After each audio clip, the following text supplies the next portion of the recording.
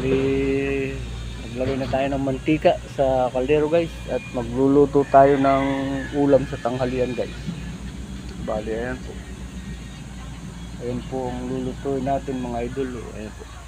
Kargado po sa sili, tapos sibuyas, bawang, saka mantika. Bali, adobong paan ng manok ito mga idol. Ayan, pantanghalian namin dito sa may rep guys. Ayan po. Bawang muna unahin natin mga idol. Ayan. Tapos sunod sibuyas. Kailangan gisado kasi ang pag-adobo ng paan ng manok mga idol. Ayan. Ilagay ko na ang mga dapat ilagay idol.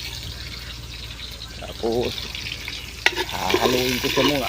Gigisahin ko yung sibuyas sa bawang. Ayan po. Tapos guys, ihuhulog ko na guys itong paa ng manok guys sa kaldero. Ayan po.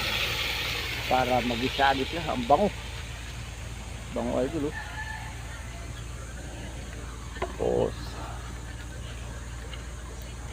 haluin ko muna siya idol. Ayan po. Para magisado siya. Ayan po. O yan lang mga idol. Nagsasaing pa ako idol.